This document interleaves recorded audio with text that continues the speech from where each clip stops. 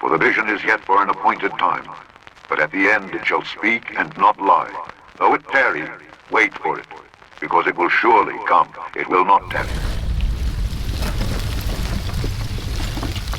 How are we going to move from this cash world into this crypto digital world that we see before us?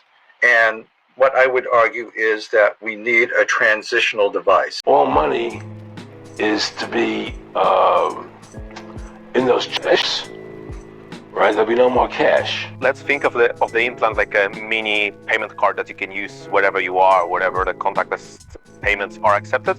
Just tap your hand to the NFC reader and the payment is done. That's the future for the individual customers, to use it conveniently and securely everywhere where contactless payments will be possible to authorize it and to proceed. Fascinating. I mean, it is a really exciting future. It certainly is.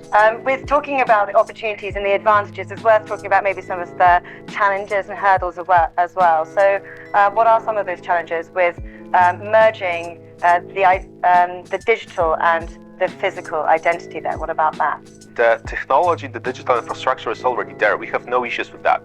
The case is that we need to normalize the device. We need to normalize the, let's say, the approach to put a device into your body. What matters at the moment is just the willingness from the banks, from the schemes, from every party that is involved, from issuers, acquirers, every party that is involved in the whole transaction schemes. I believe the way forward would be to capitalize on our ambassadors, and as long as people see that this device is used by a friend, a member of a family, or a famous person, that's the way forward to bring the device to the mass market, and that's what we are working on.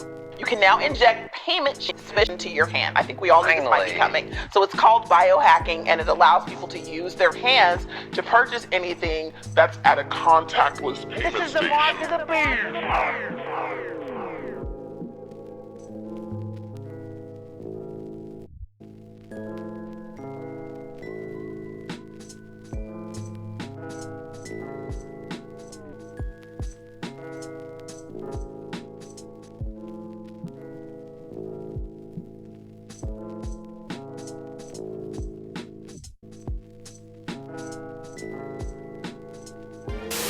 Have you ever experienced shopping, but you have forgotten your wallet? Or perhaps your digital apps are not working?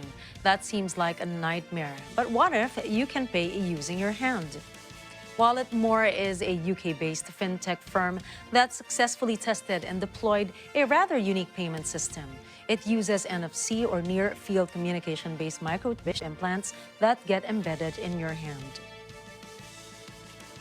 NFC is the contactless payment system used in smartphones. The basic premise of the implant is that when it comes in contact with a specific reader, the reader then sends out an input, usually in the form of a request. The NFC reads and processes it, then sends out a response, usually in the form of output. Just like using a Metro card or tokens, you can now pay for shopping using the chip in your hand. I guess that's the question that I'd like to ask. How far out are you planning? You had a very interesting general picture of the future in which implants would serve a considerable number of different purposes. Is that something you're envisioning for 20 years in the future, or 10 years in the future, or how far out? If it's only about the technology, it's reality now. It can be a reality right now. We already have this technology, but when it comes to payments, medical records, or partnerships with the other companies, let's not forget that we still need to go through the negotiation process and simply sign deals with each of these companies. And for example, the payment space is very highly regulated and advanced in terms of the law. And getting this sorted out is extremely difficult. So it doesn't come to the technology and development, but it comes down to arranging every partner into the whole network. My question is, what is the killer feature of these implants that's going to make not just a few small percentage of the population be interested in them, but it's going to make many more people say, yes, please, I need this? I believe there are three killer features. First of all is, of course, safety. Second one is convenience. And the third one is the complexity. Because, as I was saying, we are working on a big project where you can store multiple elements and multiple data on one implant. And for example, if you are traveling and if you are simply handling your things using the external devices, imagine that you can grab a bag of keys, cards, documents, whatever, and you can change it for one little implant that is the same size as the raised grain.